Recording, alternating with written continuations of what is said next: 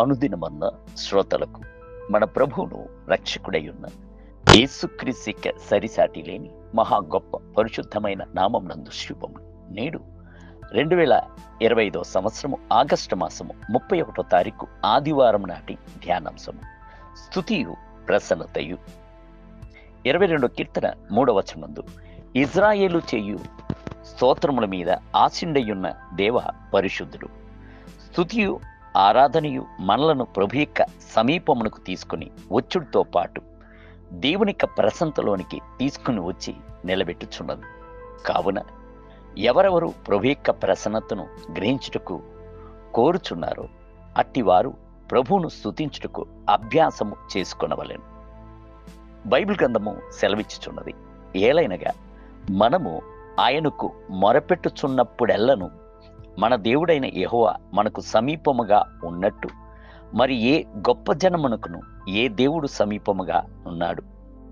మరియు నేడు నేను మీకు అప్పగించుచున్న ఈ ధర్మశాస్త్రం అంతటిలోనున్న కట్టడలను నీతి విధులను పొందగల గొప్ప జనమేది.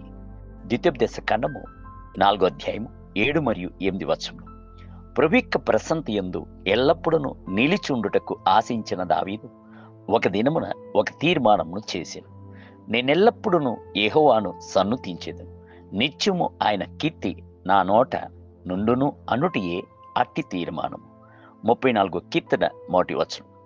ఒకసారి ఒక తత్వజ్ఞాని ఎవరెవరైతే పొరుగువారి యొక్క మేలులను చూచి వారిని మనసారా కొనియాడుచున్నారో అట్టివారే గొప్ప సంతోషము గలవారుగాను మంచి ఆరోగ్యము గలవారుగాను ఉన్నారు అని చెప్పాను.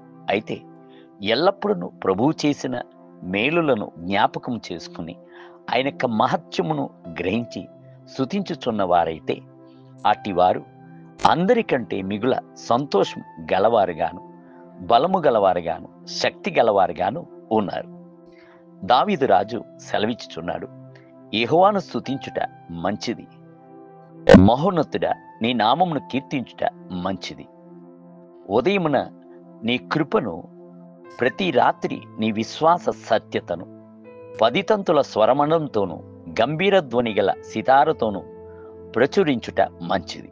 92వ కీర్తన 1-3 వచనాలు. అవును, ప్రభుని స్తుతించుట మంచిది. అది ఆత్మ ప్రాణము శరీరమునకు మాత్రము కాదు గాని జీవితాంతమునకు మంచిది. ఒక స్నేహితుని యొక్క గడియారం నందు 1 గంటకు ఒకసారి అలారము మ్రోగినట్లు ఏర్పాటు చేయబడి ఉండేది. ఆ అలారము మ్రోగుచున్నప్పుడెల్లను ఉన్నపణముగా కండ్లను మూసుకుని 2-3 నిమిషములు ప్రభువును స్తుతించుచుండును. అలాగున చేయుట ద్వారా ప్రభు యొక్క ప్రసన్నత తనను ఆవరించి యుండుటను గ్రహించున్నట్లుగా ఆయన చెప్పాను. రక్షింపబడిన మరొక బస్సు డ్రైవరు, నేను బస్సును నడుపుచున్నప్పుడు ట్రాఫిక్ సిగ్నల్ నందు ఎర్రటి దీపము వెలుగుచున్నట్లయితే ఇతరుల వలె చికాకు పడను.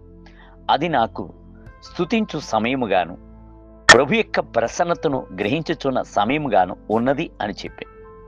దేవుని బిడ్డలారా, ప్రభువును స్తుతించుటకు ఒక వెసులుబాటును కలుగు చేసుకొందురా. స్తుతించుటను అభ్యాసము చేసుకున్నట్లయితే అది తగినదియుగాను మధురమైనదిగాను ఉండుటను గ్రహించెదరు. నేటి ధ్యానమునకై యెహోవాను స్తుతించుడి, ఆయన నామమును సేవించుడి, జనముల్లో ఆయన క్రియలను ప్రచురము చేయుడి. యెషయా గ్రంథము 12వ అధ్యాయము 4వ వచనం.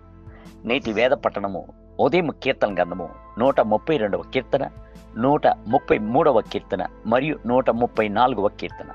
సాయంత్రము కొరింథీయులకు రాసిన మొదటి పత్రిక 11వ అధ్యాయము 17 మొదలుకొని 34 వచనములు.